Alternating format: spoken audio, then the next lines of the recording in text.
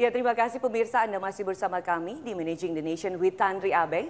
Dan kita masih membahas tentang top menarik sekali pemirsa. Kita mengangkat tema sehat dulu baru sejahtera dan kami menghadirkan Direktur Askes di sini.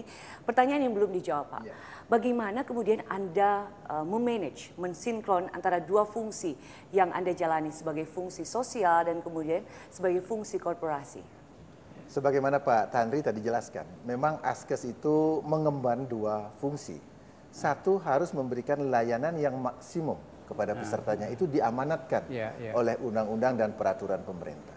Namun di sisi lain, Askes harus dikelola secara hati-hati agar setiap akhir tahun kita tidak boleh kehabisan, kita tidak boleh mengulangi kejadian tahun 78-80. Sebab itu dampaknya sangat tidak bagus. Jadi di sini setiap akhir tahun kita harus membukukan ada sisa hasil usaha, bukan untuk profit, tetapi untuk mempertahankan program ini tetap berkelanjutan. Sustainabilitas program, sebagaimana tadi Pak Tanri sampaikan, sebuah asuransi sosial itu tidak boleh putus di tengah jalan, walaupun dia disupport oleh negara dan pemerintah. Namun peran manajemen di sini sangat dipentingkan untuk menjaga sustainabilitas daripada program tersebut. Ada data menarik sekali Pak Tanri yang sudah kami himpun di sini. Laba bersih dan pendapatan indeks kepuasan pelanggan dari tahun 2009 hingga 2011. Kalau di sini Pak Tanri, Bapak juga bisa lihat di sini. Kalau kita lihat yang hitam ini itu laba bersih Pak. Di tahun 2009 itu 2,18 triliun Pak. Sedangkan dia turun di 2011 itu 1,6 triliun. Sedangkan yang biru ini ada CSI-nya Pak. Justru meningkat. Fenomena apa ini Pak yang bisa dijelaskan dari sisi manajemennya? Jadi memang secara normatif korporasi itu ada korelasi positif antara kepuasan pelanggan atau indeks daripada customer satisfaction dengan profitabilitas. Itu selalu dalam institusi komersial itu korelasinya positif. Nah, tadi digambarkan, tetapi justru pada saat Askes pelayanannya meningkat, indeks kepuasan pelanggan meningkat. Labanya justru turun. Nah, disitulah barangkali pentingnya katakanlah negara hadir. Negara hadir untuk memberi pelayanan kepada masyarakat, tetapi itu dari hasil nilai tambah yang diciptakan oleh Askes sebagai korporasi. Bagaimana menentukan ya sampai pada level berapa cadangan cash flow yang harus tadi tidak mau lagi kembali kepada tahun 70-an kan? Tetapi kan jumlah 1 triliun itu masih cukup besar. Apakah masih ditolerir untuk penurunan secara berkesinambungan atau harus ada langkah supaya tidak terjadi penurunan profitabilitas secara berkesinambungan lagi? Standarnya ya. Baik Pak Tanri, jadi memang ini pertanyaan sangat bagus sekali. Sebab kalau customer satisfaction ditingkatkan terus, itu dampaknya adalah cost, adalah biaya. Tentu ini akan menyebabkan sisa hasil usaha atau profitabilitas akan turun. Beliau menanyakan sampai batas mana dia aman. Tentu di sini Pak, pengalaman tahun 78, 80, 84 mulai ada perubahan bentuk.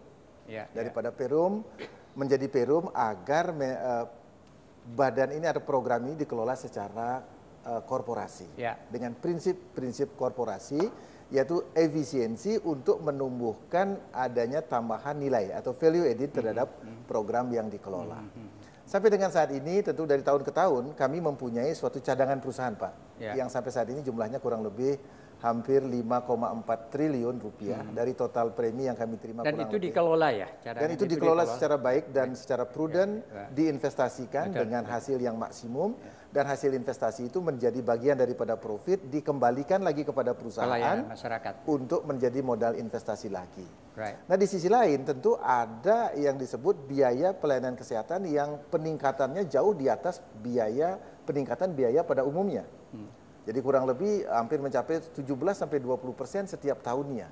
Nah ini harus kami sikapi, sebab kalau tidak diimbangi kenaikan ini dengan peningkatan kemampuan membayar di rumah sakit, berarti peserta Askes itu akan dikenakan iur biaya.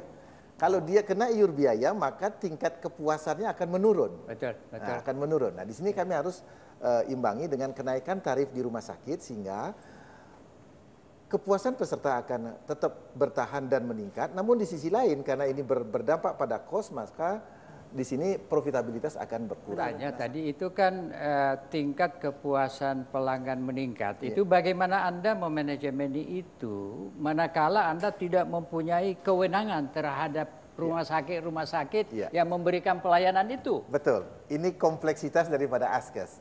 Dia merupakan suatu korporasi tetapi tidak langsung bersentuhan dengan pelanggannya, tetapi dilayani melalui orang lain. Nah, disinilah yang tadi saya katakan, orang disiplin, berpikir disiplin, dan bertindak disiplin untuk menjaga kemitraan dalam kesetaraan dengan fasilitas pemberi pelayanan kesehatan, mulai dari puskesmas, dinas kesehatan, rumah sakit, apotek, itu semua dirangkum dan dikelola oleh rekan-rekan Duta Askes dengan suatu pola yang tertentu. Yang kami bangun budaya tadi adalah integritas mereka harus tinggi, jadi itu merupakan prinsip yang tidak boleh ditawar-tawar lagi.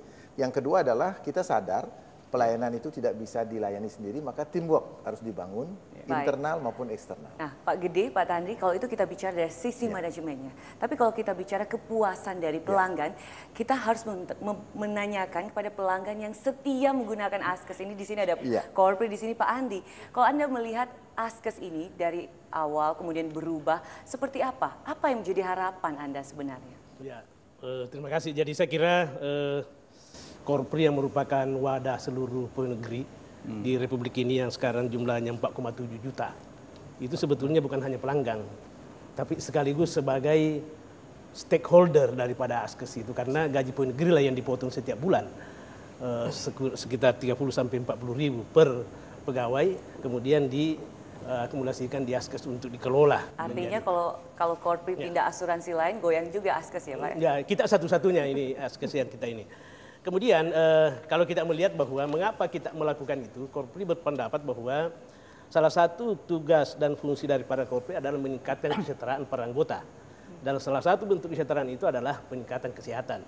Oleh karena itu, meskipun Askes lebih dulu lahir daripada Korpri, kalau Askes kan tadi tahun 68 lahir, kita tahun 71 lahirnya, tapi kita sudah komitmen bahwa pengelolaan Askes untuk negeri itu kita serahkan kepada PT Askes.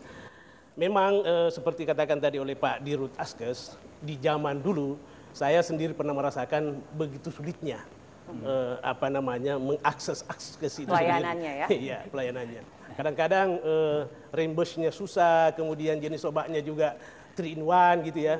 Batuk-batuk itu juga ini. Tapi saya ingin mengatakan bahwa dalam 3 tahun terakhir ini saya boleh berani mengatakan itu, kita sepertinya bulan madu dengan Askes ini. Saya berani mengatakan ini, kita bulan madu. Mengapa saya katakan bulan madu? Karena Askes tidak hanya fokus pada peningkatan kesehatan. Kita juga sekarang sudah mulai kerjasama dengan Askes untuk meningkatkan pendidikan putra-putri pegawai negeri. Dan itu kita sudah lakukan dalam 3 tahun terakhir. Bukan hanya itu, Askes juga terlibat di dalam perbaikan lingkungan, di kalangan lingkungan Korpri. Jadi cakupannya itu melebar, itu yang pertama. Artinya Korpri cinta Askes sekali ya Pak ya? Sampai saat ini. Sampai saat ini kita. Nah, kalau kira-kira dia berubah menjadi BPJS nanti, ya kan berarti tidak dikelola secara perusahaan.